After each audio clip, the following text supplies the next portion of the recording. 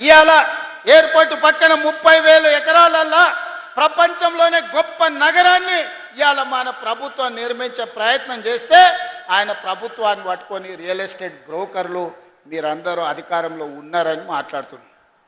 నేను అడగదలుచుకున్నా, 40 ఏళ్ల రాజకీయ అనుభవం, ఎమ్మెల్యేగా, రాష్ట్ర మంత్రిగా, ఎంపీగా, కేంద్ర మంత్రిగా, పార్టీ ప్రెసిడెంట్గా 10 సంవత్సరాలు ముఖ్యమంత్రి చేసి ఈనాడు ప్రధాన ప్రతిపక్ష నాయకుడిగా ఉన్న పెద్ద మనిషి మాట్లాడే మాటలేనా? అభివృద్ధి చేస్తుంటే చేతనైతే నీ అనుభవంతో ఆశీర్వదించు, నీ అనుభవాన్ని ఉపయోగించి మాకు సూచనలు చేయి. ఒకవేళ ఏది నీకు ఇష్టం లేకపోతే మౌనంగా ఫామ్ హౌస్లోనే పడుకో, మేము వద్దంటలేం. కానీ వెనకటికి పురాణాలలో మనం చూసినాం, శుక్రాచార్యుని శిష్యులు మారీచుడు, సుబాహుడు అని రాక్షసులు ఉండేటోళ్ళు. దేవతలు యజ్ఞాలు యాగాలు చేస్తే శుక్రాచార్యుడి సూచనతోని మారీచుడు, సుబాహుడు వచ్చి ఆ యాగాలను యజ్ఞాలను భగ్నం చేసేటోళ్ళు. లాస్ట్కి ఏమైందే? రాముడి చేతిలో సచ్చింది.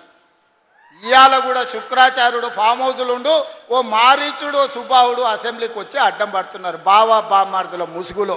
చివరికి రాజకీయంగా మీకు సమాధి అవుతుంది తప్ప ఇందులో మీకు వచ్చేది ఏమీ లేదు.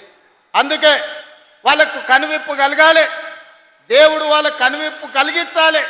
10 సంవత్సరాల అధికారాన్ని అనుభవించను, 8 లక్షల కోట్ల రూపాయలు అప్పు చేసిను, 1,000 కోట్ల రూపాయల దోపిడీ చేసిను.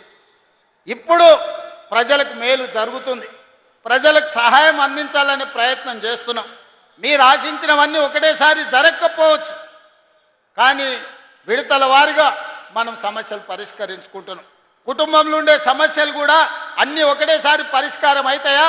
మా అక్కల్ని అడుగుతున్నా, బిడ్డ పెళ్లి చేస్తే వడ్డానం అడుగుతుంది, మనం ముందే ఏం చెప్తాం? చెవులకు దుద్దులు చేసుకో, చేతికి ఉంగరం చేసుకో బిడ్డ, మళ్ళీ పంట వన్నాక నీకు ఏదైనా చేపిస్తాను. నిజంగానే మన బిడ్డకు చేపియొద్దని మనకు ఉంటుందా? ఏ తల్లికైనా తన దగ్గర ఉన్నదంతా తీసి బిడ్డకి ఏదో ఒకటి పెట్టాలనుకుంటారు. కానీ సంసారం సహకరించకపోతే, పరిస్థితులు అనుకూలించకపోతే కొన్నిసార్లు వాయిదా చేసుకుంటాం. ప్రభుత్వం కూడా సంసారమే కదా, మీ అందరికీ చెయ్యాలన్నదే కదా నా ఆలోచన. మీకోసమే కదా మేము ఇక్కడ ఉన్నది. మేము ఏ ఒక్క రూపాయి ఇంటికి తీసుకెళ్ళాలి కదా. ఇండ్లు ఇచ్చినా, బియ్యం ఇచ్చినా, రేషన్ కార్డులు ఇచ్చినా, 10 ఏళ్ళు రేషన్ కార్డులు ఇచ్చే దిక్కు లేదు. ఇవాళ లక్షలాది రేషన్ కార్డులు ఇవాళ పేదలకు ఇచ్చిన మాట వాస్తవం కాదా?